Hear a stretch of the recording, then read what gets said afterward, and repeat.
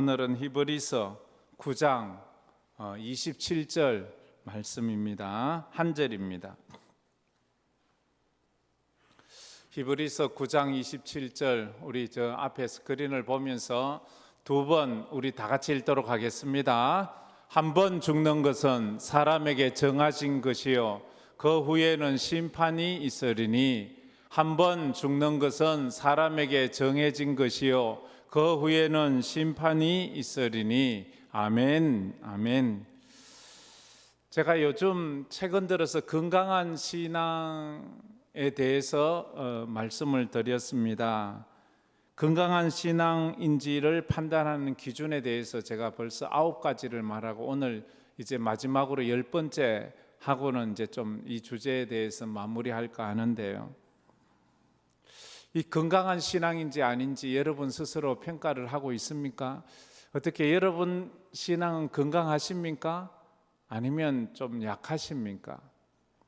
그걸 판단하는 첫 번째 기준이 예배였습니다. 그 사람의 예배 드리는 모습을 보면 그 사람의 신앙의 건강 수준을, 신앙의 수준과 영성을 알 수가 있습니다. 두 번째로는 그 사람의 기도를 보면 그 사람의 신앙이 건강한지 아닌지를 압니다. 기도가 자기중심적, 자기 필요만을 위해서 이기주의적인 기도를 드리는 것과 타인을 위한 기도, 하나님의 나라와 하나님의 의를 위한 그런 기도를 드리느냐 하는 것의 차이지요. 그리고 세 번째는 그 사람의 감사 생활을 보면 그 사람의 영성을 알 수 있어요. 조건부 감사, 있어서 감사, 누려서 감사, 좋아서 감사, 뭐가 잘 돼서 감사, 조건적인 감사는 누구나 다 할 수 있어요. 예수 안 믿는 사람도 다 해요. 어린아이들도 그 정도는 해요. 그러나 우리 성도들의 수준은 그것을 뛰어넘어서 그럼에도 불구하고 아무것도 없어도 힘들고 어려워도 날 구원하신 주님의 은혜 하나만으로 모든 상황, 모든 환경에서 감사할 수 있는 그런 사람이 신앙이 깊고 건강한 사람이다 하는 것입니다. 이 모든 것, 예배, 기도, 감사를 온전하게 하기 위해서 가장 중요한 것이 말씀이 있어야 돼요. 말씀이 있는 사람은 길이 있는 사람이고 말씀이 있는 사람은 어둠 속에서도 빛이 있는 사람이라, 그런 말씀이 있는 사람은 어떤 상황에서도 예배자가 돼요. 말씀이 있는 사람은 언제나 말씀 붙잡고 기도하고 말씀이 있는 사람은 언제나 감사하며 살아요. 왜? 말씀이 나를 세워가니까. 신앙은 말씀으로 세워지는 거지, 말씀이 기본이 되는 거지. 말씀 없이 내 감정이 중심이 되고 내 상황이 중심이 되고 내 학식이 중심이 된다면 그 사람은 언제나 흔들리는 모래 위에 세운 집같이 늘 흔들려요. 그래서 이렇게 보면 알아요. 그 사람의 예배와 기도와 감사를 보면 저 사람이 지금 말씀 위에 세워진 신앙생활을 하느냐, 아니면 자기 감정이나 자기 환경에 붙잡혀서 지금 조석지간에 금방 막 믿음생활 자기 혼자 다 하는 것처럼 했다가 또 조금 무슨 일이 나면 뭐 또 불평과 원망을 했다가 그런 거 보면 저분은 아직도 말씀 중심이 아니구나 하는 것을 알 수 있어요. 여러분은 어때요? 건강하십니까? 조석간에 여러분의 마음이 변화됩니까? 아니면 그 마음이 변함없이 꾸준하게 내 상황과 관계없이 늘 그렇게 편안하게 갑니까? 그런 사람에게는 소명과 사명이 있어요. 소명은 살아야 될 이유고 사명은 내가 죽어야 될 이유예요. 여러분은 오늘을 살아야 될 이유가 있습니까? 여러분은 오늘 죽어도 후회하지 않을 사명이 있습니까? 하나님 앞에 그것을 우리가 사도 바울이나 위대한 신앙인들처럼 그런 큰 일은 하지 못해도 내게 주어진 작은 일이라도 내가 오늘 내 가정에 또 어머니로서, 가장으로서, 자녀로서 내가 살아야 될 이유가 있구나, 이렇게 믿음으로 해석하고 가는 거예요. 그런 사람이 가지는 4가지 확신이 있지요. 구원의 확신, 죄사함의 확신, 기도 응답의 확신, 인도하심의 확신. 내 인생에 이런 확신이 있어야 돼요. 그리고 오늘 이제 우리가 나누고자 하는 것은 죽음에 대한 이야기입니다. 그 사람이 얼마나 건강한 신앙인인지를 보자면 그 사람이 자기의 죽음을 어떻게 준비하고 있는지, 자기 죽음에 대해서 어떤 마음을 가지고 있는지. 그래서 제가 이 죽음이라는 단어가 좀 사람들 마음이 좀 어떨지 몰라서 천국에 들어갈 확신이 있습니까? 이렇게 제목을 적었습니다. 여러분은 그 사람이 죽음에 대하는 태도를 보면 그 사람이 영성을 알 수가 있어요. 아우 뭐 그런 말을 합니까? 뭐 그런 아침부터 뭐 이런 사람도 있을 수 있는데 그런데 신앙의 이런 확신들, 천국에 대한 확신, 죽음 앞에서 떨지 않을 수 있는 그런 믿음, 이런 것이 있다면 그건 건강한 신앙인인 거예요. 여러분은 나이가 많든 나이가 많으시든 죽음은 순서가 있는 것이 아니잖아요. 나는 나이가 젊으니까, 나는 몸이 건강하니까 죽음은 나와 관계없는 이야기야. 나이 젊은 사람은 안 죽나요? 건강한 사람은 안 죽나요? 뉴스에 보세요. 나이 많고 병든 사람만 죽나요? 순간 그렇게 건강하고 그렇게 젊고 멋있고 유능한 사람들도 한순간에 쑥쑥 갑니다. 그러기에 우리 여기에 누구도 예외 없이 이 질문에 답을 할 수 있는 사람이어야 되는 것입니다. 그래서 우리가 신앙의 확신이, 이런 확신들이 있어야지 영적인 면역력이 있어서 어떤 상황에서도 내가 영적으로 병들지 않아요. 마귀가 와서 너 죽인다 이러면 우리가 또 벌벌벌 떨어요. 하나님, 내가 하나님 지금까지 믿었는데 하나님 왜 내게 이런 죽음을 줍니까? 뭐 아무리 하나님 잘 믿어도 우리는 죽어야 돼. 육신을 입고 있는 사람은 누구도 예외 없이 다 죽는 거예요. 아브라함도 죽었어요. 모세도 죽었어요. 다윗도 죽었어요. 베드로도 죽었어요. 사도 바울도 죽었어요. 이 땅에 태어난 모든 인간은 죽음의 길을 가야 돼요. 그래서 죽음을 준비하고 죽음에 대해서 믿음으로 딱 마음에 확신이 있는 사람은 어떤 환경에서 죽음은 갑자기 찾아오지, 죽음은 예고하고 찾아오는 경우가 없어요. 물론 그런 경우가 극히 뭐 병에 걸려서 시한부 인생을 산다든지 하는 경우는 어느 정도 예측이 가능하지만 대부분은 자기의 죽음을 알지 못하기 때문에 갑자기 찾아오는 거예요. 예수를 믿든 예수를 믿지 않던 사람들에게 물어봤어요. 근데 모든 사람이 예수를 믿든지 믿지 않든지 모든 사람이 자기는 죽으면 천국 갈 거래요. 이게 사람들의 막연한 희망이지요. 그래서 물어요. 당신이 천국 가고 싶다는데, 갈 수 있다고 하는데 갈 수 있는 이유가 뭡니까? 근거가 뭐예요? 당신이 천국 가고 싶은데, 천국 간다는데 당신은 어떻게 해서 천국에 가십니까? 여러분 오늘 밤에 죽어도 천국 갈 자신이 있습니까? 하면 전부 다 아멘 하고 예라고 대답 전에 늘 하셨어요. 그렇다면 여러분이 천국 가야 되는 이유가 뭐예요? 그 근거가 뭐예요? 무엇 때문에 여러분이 천국에 들어갑니까? 그냥 예배 드렸다고? 그런 것이 아니라는 것을 우리는 다 알잖아요. 예수를 믿는 믿음이 있어야 된다는 것을 알아야 돼요. 근데 중요한 것은 천국 가려면 꼭 지나가야 되는 하나의 관문이 있어요. 그게 죽음이에요. 죽지 않고는 천국에 갈 수 없어요. 살아서는 천국 갈 수 없잖아요. 그런데 사람들은 다 죽는 것은 싫어해요. 그래서 이 죽음에 대해서 천국을 사랑한다면 죽음이 왔을 때 그것에 대해서 너무 두렵고 떨지 마세요. 힘들지만 이 죽음이 나를 천국으로 인도해 주는구나 하는 그런 믿음이 있어야 돼요. 우리가 잘 아는 라틴어에 메멘토 모리라는 말이 있어요. 너의 죽음을 기억하라는 말이에요. 메멘토 모리. 이 단어가 어떻게 유래되었는가 하면 옛날 로마 시대에 전쟁이 나면 로마의 장군이 전쟁에서 이기고 돌아올 때 게선 장군에게 대한 모든 백성들이 나와서 그에게 꽃을 던지고 나팔을 불어주고 막 환호성을 치면서 그가 전쟁에 승리한 것을 축하해줘요. 그때 그 뒤에서 그 게선 장군의 노예가 외치던 말 메멘토 모리. 너의 죽음을, 당신의 죽음을 기억하십시오. 지금은 전쟁 영웅이고 지금은 모든 사람이 당신을 박수치고 환영해 주지만 당신도 죽습니다. 당신도 죽습니다. 그러면 그 자기가 교만해지기 딱 좋은 최고 절정의 순간에 겸손해지는 거예요. 사람이 자기 인생의 최고 절정의 순간에, 쉽게 말해서 연예인들이 뭐 대종상을 받니 주연상을 받니 이럴 때 뒤에서 너 죽어 너 죽어 너 죽어, 이걸 누군가 계속 내가 이런 상을 받아도 내가 언젠간 죽는 인간이구나, 그러니까 죽음 앞에서 교만하지 않게 하는 거예요. 너무 우쭐대지 말고 겸손하라는 거예요.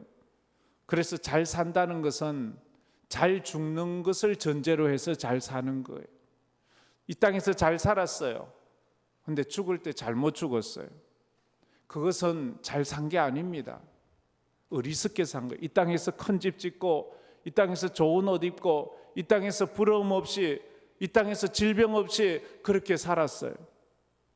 근데 죽을 때 지옥 갔어요. 그러면 잘 산 건가요? 못 산 건가요? 자기 인생이 이 땅에서는 뭐 남들 부러울 만큼 잘 살았어요. 근데 그가 죽고 지옥 갔어요. 그건 아니지요. 그건 잘못 산 인생이에요. 쉽게 말해서 고등학교 때 열심히 자기가 남들에게 뭐 학교에서 제일 인기도 있고 뭐 제일 잘생겼다 하고 학교에서 뭐 운동도 제일 잘하고 이랬어요. 근데 대학교 뚝 떨어졌어요. 남들은 다 들어갔는데 그 사람 고등학교 시절 잘 보낸 건가요? 결과적으로 대학교에 떨어지면 그건 무슨, 쉽게 말해서 우리가 천국 못 들어가면 우리 인생은 꽝인 거예요. 그래서 죽음을 아는 자가 지금 이 순간을 충실하게 살고 자신에게 주어진 그 운명을 또 사랑하면서 주어진 삶을 살아가는 거예요. 첫 번째로 오늘이 내 인생의 마지막 날이라면 지금 하고 있는 일을 계속할 것인가? 우리 다 같이 한번 읽어봅시다. 오늘이 내 인생의 마지막 날이라면 지금 하고 있는 일을 계속할 것인가? 이 질문에 답을 해보세요. 여러분은 오늘이 내 인생의 마지막이라면 지금 하고 있는 것을 계속할 것인가? 쉽게 말하면 지금 예배 드리잖아요. 나는 계속 예배자가 될 것인가? 아니면 누군가를 사기치고 있어요. 난 지금 계속 그를 사기치고 있을 것인가? 오늘이 내 마지막이라면, 지금 여러분에게 고민하고 또 고민하는 괴로운 문제가 있습니까? 그 문제가 있는데 만약에 내가 내일 죽는다고 판명이 났다면 어때요? 그 고민하는 문제가 어떻게 되겠어요? 그 고민이 아무 의미가 없어지는 거예요. 내일 내가 죽는데 내가 고민하는 그게 무슨 의미가 있어요? 그게 애타고 속상한들, 내일 내가 죽는다면 지금 내게 일어나는 그 모든 일들은 순식간에 아무런 중요한 것이 되지 않는 거예요. 2005년에 애플 창시자여 애플의 회장으로 살다 죽었던 스티브 잡스가 살았을 때 2005년에 스탠포드 대학교 졸업 연설을 했어요. 그가 거기에서 멋쩍은 듯이 말했어요. 나는 이런 졸업식에 처음 와봤어요. 왜냐하면 내가 대학을 졸업한 적이 없기 때문에. 대학을 졸업하지 않은 자가 스탠포드, 미국에서 가장 명문 대학 중에 하나인 그 졸업 연설가로 불렀어요. 애플, 전화기, 컴퓨터, 그리고 모든 그런 인터넷 이런 데 정말로 가장 앞서가는 회사가 아닙니까? 그런데 그 어느 날 스티브 잡스가 취장암 판정을 받았어요. 시한부 인생 선고를 받았어요.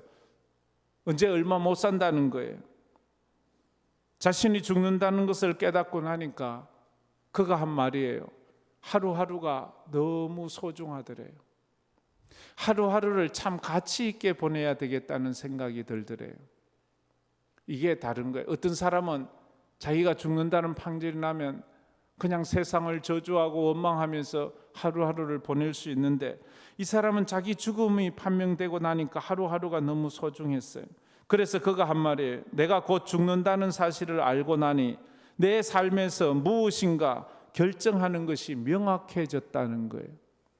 전에는 무엇인가 결정하려고 할 때 이렇게 할까?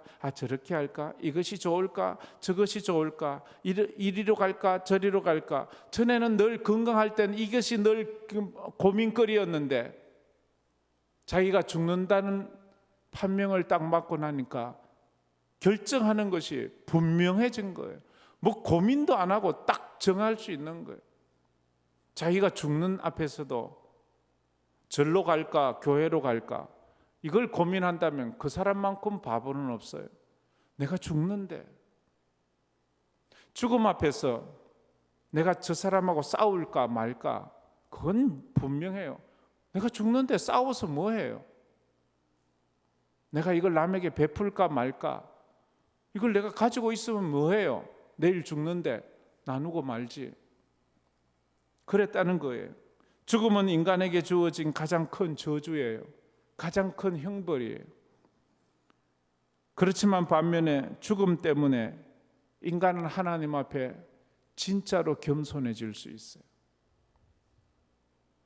죽음 앞에서 인생이 겸손해질 수 있는 것은 죽음 때문이에요. 그래서 우리가 큰 소리 칠 수 없는 거예요. 남한테 갑질할 수 없는 거예요. 우리는 어쩔 수 없이 죽을 인생이기 때문에 그렇다는 거예요. 이런 죽음에 대한 자기의 신앙관을 가지고 있으면 건강한 신앙인이 돼요. 예배하는 것이 중요하지. 하나님 섬기는 것이 중요하지. 하나님 말씀대로 사는 것이 중요하지. 저 선교사님들 참 귀하구나. 언젠가 하나님 부르실 때에 아마 저분들은 우리보다 상급을 몇십 배, 몇백 배는 더 받을 거야. 우리는 먹고 산다고 맨날 거기에 취해 살았는데 저분들은 저 이방 민족들에게 복음을 전하고 나는 내 집 짓고 내 잘 먹고 잘 살려고 모으고 모았는데 저분들은 있기만 뭐가 생기면 다 나눠주려고 하는 그들의 그 영성을 우리가 어떻게 따라갑니까? 그래서 그분들이 귀한 것 아니겠습니까? 오늘이 내 인생의 마지막 날이라면 지금 하려고 하는 일을 계속할 것인가? 여기에 여러분이 답을 해야 돼요. 여러분이 지금 무슨 계획을 하고 있습니까? 집 지을 계획이 있습니까? 아니면 무슨 계획이 있습니까? 그런 것들을 한번 하나님 앞에 내어놓아 보십시오. 지금 고민하고 괴로워하는 문제가 있다면, 내가 내일 죽는다고 생각한다면 그 문제는 아무런 고민이 되지 않을 것입니다. 자신의 죽음을 알게 되면 자신의 시간이 한정적이라는 것을 그때야 알아요. 지금은 우리가 건강할 때는 난 언젠가 죽겠지. 그 언젠가를 자기는 영원하다고 착각하는 사람들이 대부분이, 아마 여기 많은 사람들이 자기는 영원히 살 줄 생각하는 사람일 거예요. 대부분이. 그런데 우리 중에 영원히 사는 사람은 없다는 거예요. 그래서 우리가 더 신중하게, 그래서 제한된 삶을 살아야 되기 때문에 우리가 선택할 때 더 신중하게 선택을 하면서 살아야 돼요. 그 선택의 기준이 뭐예요? 비본질과 본질이에요. 비본질적인 것은 그만두고 본질을 붙잡는 거예요. 우리가 선택하는 대부분은 비본질이에요. 진짜 본질은 영원한 것이 본질이에요. 영원하지 않은 것은 비본질이에요. 내가 지금 선택하는 것은 영원한 것인가 아니면 순간의 만족인가, 그걸 생각해 봐야 돼요. 그래서 어느 것이 본질인지에 집중해야 돼요. 그는 말했어요. 스티브 잡스는 말했어요. 여러분의 인생은 무한정한 것이 아닙니다. 다른 사람의 인생을 사느라 자신의 인생을 낭비하지 마십시오. 참 제 마음에 참 귀한 도전을 줘. 너의 인생은 무한정하지 않아. 한정적인 너의 인생을 가지고 남의 인생을 사느라고 너의 인생을 낭비하지 마. 이 말이 무슨 뜻이에요? 다른 사람 때문에 너의 인생을 망치지 말라는 거예요. 다른 사람을 때문에 네 인생 망치지 말고 네 인생을 소중하게 생각하라는 거예요. 어떤 사람은 남을 미워하는 일에 자신의 인생을 투자하는 사람이 있어요. 자신의 인생을 왜 미워하는데 허비합니까? 자신의 인생을 너무 욕심을 내는데 허비하는 사람이 있어요.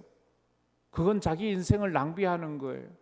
하나님 앞에서 칭찬들을 내 인생을 좀 투자해 보세요.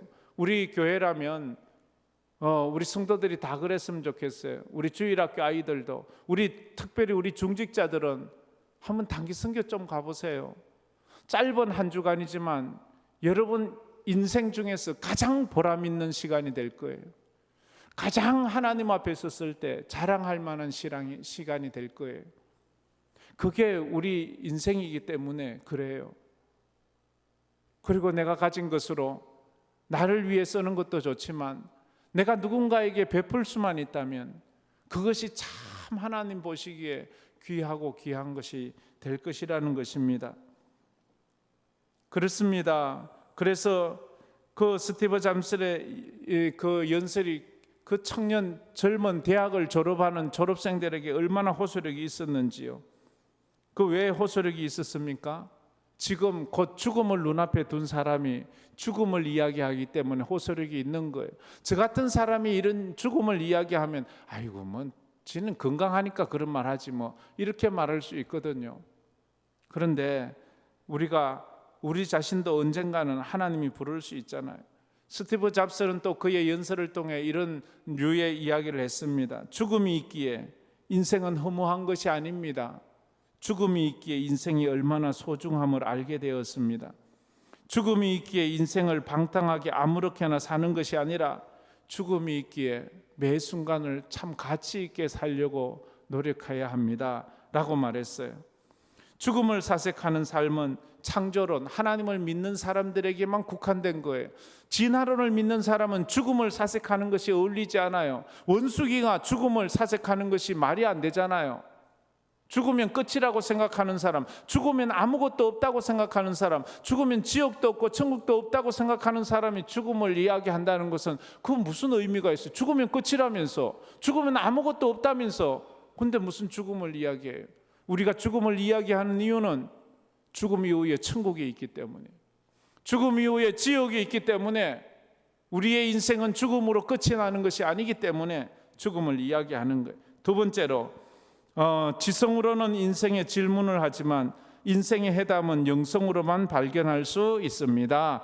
우리 다 같이 읽어봅시다. 지성으로는 인생의 질문을 하지만 인생의 해답은 영성으로만 발견할 수 있습니다. 지성은 철학을 말하는 거지요.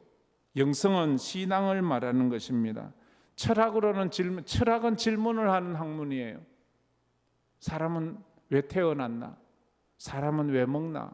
사람은 왜 죽나? 사람은 왜 꼭 결혼을 해야 하나? 철학은 계속 질문만 해요. 그러나 철학에는 답이 없어요. 철학으로는 답을 찾지를 못해요. 아직까지도 철학자들은 사람이 왜 죽나? 왜 태어났나? 아직도 그 질문을 하고 있어요. 쉽게 말하면 계란이 먼저냐? 닭이 먼저냐? 이 질문만 하지 답은 못 찾아요. 그러나 신앙 안에서 왜 죽나? 왜 태어나나? 이런 것들은 아주 명확해요. 닭이 먼저냐? 계란이 먼저냐? 이런 것은 신앙 안에서는요. 이건 질문 자체도 안 돼요. 이건 무슨 유치하게 계란이 먼저예요? 닭이 먼저예요? 아직 몰라요. 성경은 분명히 말하잖아요. 닭이 먼저예요. 우리는 어른으로, 아담 하와는 어른으로 만들었어요. 처음부터 어른이. 이 땅에 모든 존재하는 것들은 다 성장한 것으로 만들었어요. 그래서 진화론자들이 이걸 측정하니까 이게 잘 안 되는 거예요. 처음부터 그런 게 어디 있어? 처음엔 아메바나 뭘해서 무생물에서 또 진화하고 아니라니까요. 처음부터 원숭이는 원숭이, 사람은 사람이지 원숭이가 변해서 사람이 된 것이 아니라는 것을 우리는 알아야 합니다. 의문은 지성을 낳고 믿음은 영성을 낳습니다. 공부해서 영성이 생기지 않습니다. 연구한다고 영성이 생기지 않습니다. 우리가 잘 아는 한국 최고의 지성이었던 이여령 씨, 마지막 말년에 간암이 들고 그것이 온몸에 전이 되어 이제 더 이상 치료가 어려워지자 항암 치료를 거부하고 항암 치료를 받지 않았어요. 그 아픈 시간 동안에서 남은 시간을 책 쓰는 데 마쳤어요. 그러면서 그가 마지막으로 남긴 책이 마지막 수업이라는 책이에요. 죽음 앞에서 죽음을 이야기한 거예요. 마지막 수업이라는 것은 죽음에 대한 이야기를 이제 마지막 시한부 인생을 살고 있는 이혜령 씨가 기자와 16번의 1년 동안에 16번의 인터뷰를 통해서 정리한 책이에요. 여러분이 만약 이제 암이 걸렸다고 생각했을 때, 이제 말기라서 항암 치료해도 별 효과가 없다고 생각했을 때, 여러분은 항암 치료를 할 것입니까? 말 것입니까? 끝까지 항암 치료를 하면서 그래 헛된 기대를 한번 걸어볼 것입니까? 아니면 마지막을 멋지게 마무리하고 사랑하는 가족들과 멋진 추억을 만들면서 마무리할 것입니까? 참 쉬운 얘기는 아니지만 우리가 우리의 마지막을 준비하는 것, 그런 거 참 좋은 것 같아요. 우리 교회도 호스피스 사역을 하는 분들이 있어서 참 존경스럽고 귀한 사역을 한다. 왜냐하면 마지막 가는 분들을 도와주는 그런 사역이잖아요. 그런 모습을 보면서 여러 사람의 모습들을 볼 수가 있기 때문이지요. 죽음이 무엇인지 알게 되면 삶이 무엇인지 알게 된다고 그 책에서 이혜령 씨는 말, 그는 죽음이 무엇인지를 알게 되었을 때 자기는 삶이 무엇인지 진짜 알게 되었대요. 그전에는 몰랐대요. 죽음을 알기 전에 진정한 삶을 이해할 수 없다는 말이죠. 기자가 물었어요. 죽음이 두렵지 않습니까, 선생님? 선생님은 죽음이 두렵지 않습니까? 그 질문에 이렇게 말했어요. 자신은 없네.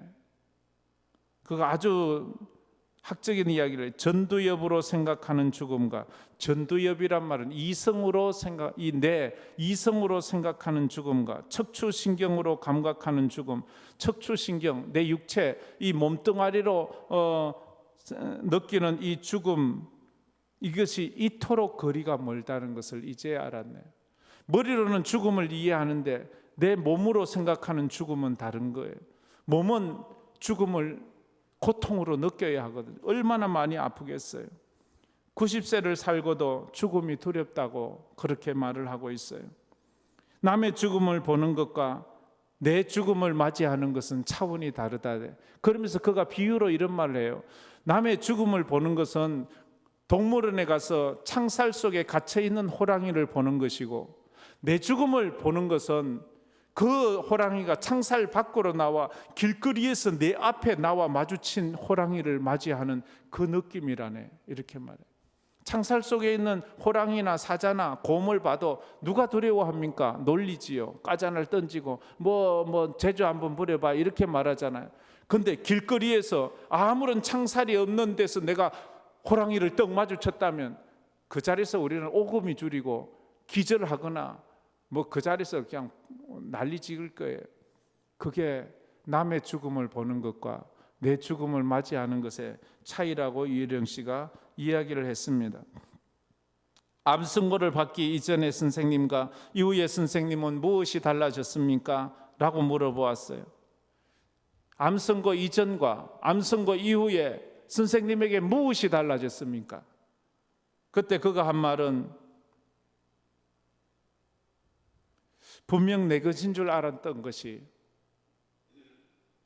내 것이 아니라는 것을 깨달았네. 암 선고 받기 전엔 그것이 내 것이었어요. 집이 내 집이었어요. 저 옷이 내 옷이었어요. 저것이 내 것이었어요. 내 이름으로 돼 있어요. 암 선고를 딱 받자 이 집이 내 것이 아닌 거예요. 이 옷도 내 것이 아닌 거예요. 그냥 내가 잠깐 빌려 쓰고 있는 것뿐이에요.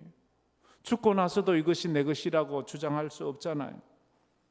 내 집, 내 옷, 내 지갑에 있는 돈까지도 내 것이 아니에요. 그러면서 비본질과 본질을 명확하게 알게 되었어요. 죽고 나서도 내 것인 것이 뭐예요? 죽고 나면 이 몸뚱아리도 내 것이 아니에요. 죽고 나면 이 몸뚱아리도 내 것이 아니라니까요. 죽고 나서 온전히 내 것인 것은 내 영혼밖에 없어요. 내 믿음밖에 없어요. 그것으로 주님 앞에서는 그때 본질이 뭔지, 내 영혼이 중요하구나. 내 믿음이 중요하구나. 내가 믿음과 영혼을 위해서 애쓰지 않고 이 몸뚱아리 죽으면 내 것이 안 되는 이 몸뚱아리, 이 집, 이 세상 것, 이것들을만 부여잡고 비본질적인 것에 허우적거리던 자기를 보았다, 그렇게 말을 했습니다. 죽음 앞에 비로소 그가 깨달은 것은 이 땅에 있는 모든 것이 하나님의 선물이라는 것을 깨달았다고 그렇게 말합니다. 자기가 평생 그렇게 소중하게 여기던 것이 별것이 아니라는 것을 그때 알게 되었습니다. 천국 가서 후회할 일이 있다면 죽기 전에 꼭 해결하고 가야 되는 것을 그때야 깨달았어요. 뭐 죽으면 그만이지 뭐. 그게 아니에요. 우리 예수 믿는 사람에겐 죽으면 그만이 아니에요. 죽으면 하나님 앞에 서야 되는 거예요. 하나님의 심판대 앞에 서야 되는 거예요. 그러기에 죽으면 그만이지 뭐 이렇게 말하면 안 되는 거예요. 회개할 것 회개해야 돼요. 남에게 빚이 진 거 있으면 빚 갚을 거 빚 갚아야 돼요. 아이 죽으면 그만인데 뭐 빚 띵 거 먹고 뭐 내가 그렇게 살다 가지 뭐. 예수 믿는 사람 그러면 안 돼요. 다 갚고 가야 돼요. 다 내가 용서할 거 있으면 찾아가서 용서해 주세요. 용서받을 거 있으면 또 용서도 구하세요. 우리는 하나님 앞에 서야 될 사람이기 때문입니다. 이어령은 죽음이라는 이성적인 질문에 그가 만난 예수님을 통해서 영성으로 그 죽음에 대한 해답을 찾았다고 말합니다. 시편 90편 10절부터 12절까지 이런 말이 있죠. 다 같이 읽어봅시다. 우리의 연수가 70이요 강건하면 80이라도 그 연수의 자랑은 수고와 슬픔뿐이요 신속히 가니 우리가 날아가나이다. 누가 주의 노여움의 능력을 알며 누가 주의 진노의 두려움을 알리이까. 우리에게 우리 날 계수함을 가르치사 지혜로운 마음을 얻게 하소서. 전도서 7장 2절에는 초상집에 가는 것이 잔치집에 가는 것보다 더 지혜롭다고 그렇게 말을 하고 있습니다. 다른 사람의 죽음을 보고 자신의 죽음을 생각하는 것은 지혜입니다. 다른 사람의 장례식을 보면서 내 장례식을 준비하는 것은 지혜입니다. 다른 사람의 장례식을 보면서 언젠간 내가 이런 장례식의 주인공이고 내 이름으로 부고장이 날라올 것이고 내 이름 앞에 사람들이 눈물 흘리고 있을 그것을 보면서 내가 잘 살아야 되겠구나. 내가 잘 살아야지. 아, 저 사람 참 좋은 사람이었어.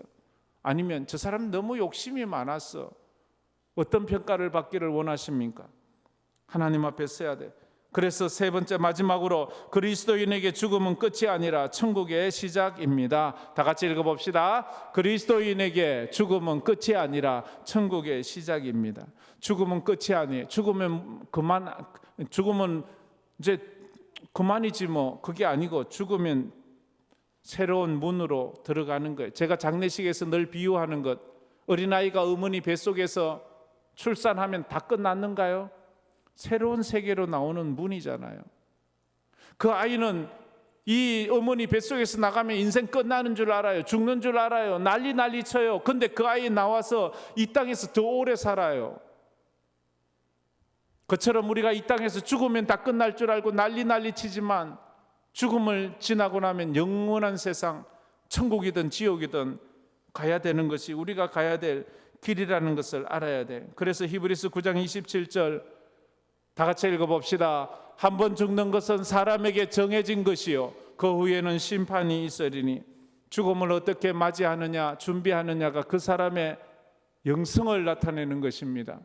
죽음을 가볍게 여기고 죽음을 무시하는 것은 그만큼 믿음이 없는 거예요. 이어령은 자신이 89세에 죽는데 그때 해답을 찾습니다. 그의 책 293페이지에 말합니다. 선생님, 마지막으로 물을게요. 선생님의 삶과 죽음을 우리가 어떻게 기억하면 좋겠습니까? 란 기자의 질문에 이어령 선생님은 이런 말을 했습니다. 나는 죽는 것이 아니라 왔던 곳, 애초에 있었던 그 자리로 돌아간다네. 이런 말을 해요. 나는 죽어서 사라지는 것이 아니라 나는 죽어서 내가 왔던 하나님의 나라, 하나님 품으로 돌아가는 것이라네 라고 말해요. 죽으면 어떻게 되냐는 이성적인 질문에 그는 영성으로 대답을 했습니다. 죽으면 끝이 아니라 새로운 시작이라고 말을 했습니다. 유혜령 씨는 그 인생의 대답을 예수 그리스도 안에서 찾았어요. 여러분들은 인생의 질문을 찾았습니까? 나는 죽으면 어떻게 될까? 나는 과연 죽는가? 거기에 우리가 이런 대답을 찾았으면 좋겠어요. 성숙한 신앙인지 건강한 신앙인지 판별하는 것 중에 하나가, 제가 마지막으로 제시하는 것은 나의 죽음에 대한 믿음이 어떠느냐에 따라서, 죽으면 그만이지 뭐, 죽으면 다 사라지는 거야, 누구나 다 죽는 거 아니야, 뭐 그래서 죽음을 뭐 이렇게 엉뚱하게 얘기하는 것보다 죽음은 하나님 앞에 서는 것이고 죽음은 영원한 천국으로 들어가는 것이라는 신앙으로 고백하는 우리 성도들 되기를 주의 이름으로 축복합니다. 우리 이 말씀 생각하면서 우리 찬양 부르며 나아가기로 하겠습니다. 하늘 가는 밝은 길이 내 앞에 있으니 슬픈 일을 많이 보고 늘 고생하여도 하늘 영광 밝음이 어두운 그늘 해치니. 이 찬양 불러봅시다.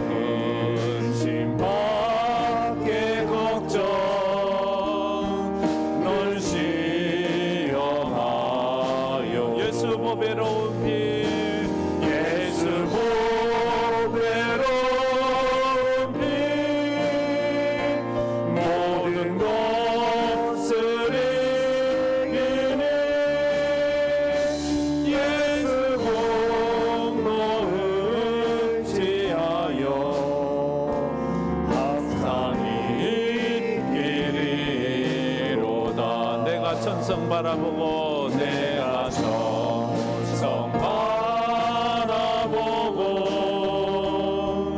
가까이 왔으니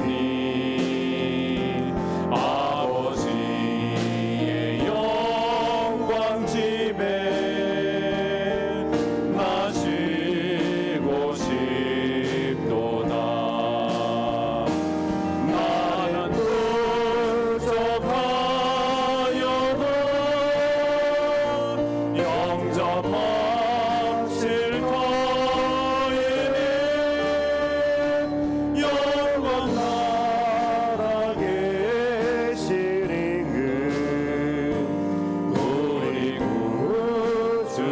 나는 부족하여도 영접하실 터이니 나는 부족하여도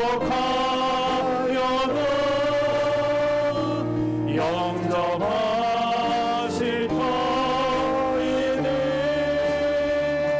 영광 나라 계시는 그 우리 구주 예수라.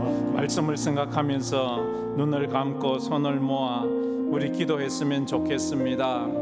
건강한 신앙인지를 판단하는 기준에 대해서 제가 10가지를 말씀드렸습니다. 그 사람이 예배를 보면 건강을 알고, 기도를 보면, 감사를 보면, 그 사람이 말씀을 붙잡고 있는가 없는가를 보면 건강한 신앙인지 아닌지를 압니다. 그 사람에게 살아야 될 소명이 있느냐, 죽어야 될 사명이 있느냐를 보면 살 이유도 없고 죽을 이유도 없이 그냥 살아간다는 사람은 건강하지 않은 것입니다. 구원의 확신이 있어야 되고, 제사함의 확신이 있어야 되고, 기도 응답의 확신이 있어야 합니다. 인도하심의 확신도 있어야 합니다. 그리고 천국에 대한 확신, 내가 오늘 죽어도 내가 주님 앞에서 눈을 뜰 수 있다는 그 죽음에 대한 확신이 우리에게 있어야 합니다. 오늘이 내 인생의 마지막 날이라면 나는 지금 하고 있는 일을 계속 할 것인가? 내가 지금 묻고 있는 이 질문에 대해서 나는 신앙으로, 믿음으로 답을 할 수 있는가? 나는 죽는 것이 아니라, 사라지는 것이 아니라 애초에 있던 하나님 그 자리로 돌아가는 것이라네. 우리 죽음은 끝이 아니라 천국에서 시작되는 것이라는 것을 알아야 합니다. 남의 죽음만 이야기하지 마십시오. 내 죽음을 한번 묵상해 보십시오. 내 죽음은 마치 철장 속에 있는 호랑이가 길로 나가와 내 앞에 떡 버티고 서 있는 것과도 같습니다. 그 앞에서 두려워 떨지만 마시고 담대함으로 서야 합니다. 그런 믿음을 달라고 우리 다 같이 통성으로 기도하며 나가겠습니다. 아버지 하나님 감사합니다. 저희들이 우리가 건강한 신앙인지 아닌지를 살펴보았습니다. 아버지 하나님, 우리가 예배를 통해서, 우리 기도와 감사를 통해서, 우리가 말씀이 있느냐 없냐를 통해서 말씀이 있는 자는 건강한 신앙생활을 할 수 있다고 했습니다. 말씀이 없기에 넘어지고 쓰러지고 아버지의 못난 모습을 보입니다. 주의 말씀은 내 발의 등이요 내 길의 빛이라고 했사오니 주여, 이 말씀이 나를 이끌어가는 저희들이 되게 하여 주옵소서. 세상을 살면서 늘 넘어지고 쓰러집니다. 늘 아버지 하나님 정말로 뒤로 물러나 측면에 빠지는 못난 모습으로 하나님을 섬길 때 있습니다. 소명도 없이 사명도 없이 그렇게 그대로 하루하루를 아무 의미 없이 살아갈 때도 참 많습니다. 아버지 하나님, 죽음 앞에서 그저 막연한 죽음 앞에서 떨고 있습니다. 그저 염려하고 걱정만 합니다. 주여, 담대하지 못합니다. 아버지 하나님, 천국에 대한 소망이 있을 때 믿음으로 담대히 나갈 수 있사오니 우리 황금교회 성도들이 주님 앞에 섰을 때 담대한 신앙으로 나갈 수 있게 되게 하여 주시옵소서. 한 번 죽는 것은 사람에게 정하신 이시오 그 이후에는 심판이 있으리라 말했사오니 우리 성도들이 이제 죽음 앞에 두려워 떨지만 건강한 신앙으로 주님 앞에 나가는 저희들, 죽음이 끝이 아니라 내 인생의 새로운 시작이라는 것을, 영원한 천국의 시작이라는 것을 믿음으로 바라보며 나갈 수 있는 저희들 다 되게 하여 주시옵소서. 그래서 하나님이 날 사랑하신 그 주님의 사랑을 믿음으로 바라는 저희들 되게 하여 주시옵소서. 주님 감사하게 주시옵소서. 그 하나님 나라를 바라보며 우리의 말씀을 붙들며 가족을 또한 달려나가길 원합니다. 함께 하여 주시옵소서. 한 번 죽는 것은 사람에게 정하신 것이요 그 후에는 심판이 있으리니 라고 말씀하셨습니다. 주님은 그 죽음에 대한 해답으로 우리에게 독생자를 보내어 주셨고 그 독생자를 믿는 자는 죽음을 통해 영생으로 들어간다 했습니다. 하나님이 세상을 이처럼 사랑하사 독생자를 주셨으니 이는 저를 믿는 자마다 멸망하지 않고 영생을 얻게 하려 하심이라 했사오니 죽음 앞에 뜨는 자들이 사단 마귀의 말에 현혹되어 넘어지지 않고 주님 말씀 앞에 십자가로 나가고 날 위해 십자가에 피 흘려 돌아가신 예수 그리스도를 믿음으로 붙잡는 우리 성도들 되게 하여 주시옵소서. 그래야지만 그 예수에 대한 믿음만 우리가 죽음을 통과할 수 있는 믿음과 힘을 주고 그 이후에 주님 만나는 은혜를 주님을 믿습니다. 우리 사랑하는 황금교회 모든 성도들이 죽음 앞에서 천국 소망을 확실히 갖는 그런 신앙인들이 다 되게 하여 주시옵소서. 그래서 하나님 앞에 섰을 때 후회할 일이 없도록 죽기 전에 회개할 것 회개하고 화해할 것 화해하고 빚 갚을 것 빚 갚을 수 있는 저희들 다 되게 하여 주시옵소서. 용서할 것 용서하고 용서받을 것 용서받는 믿음의 성도들이 다 되게 하여 주시옵소서.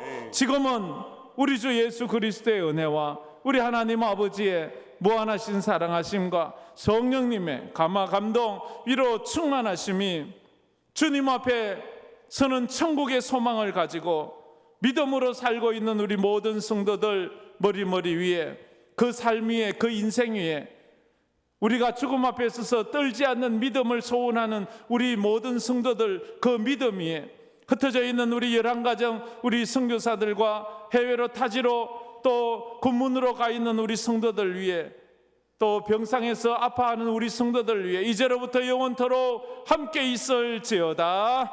아멘.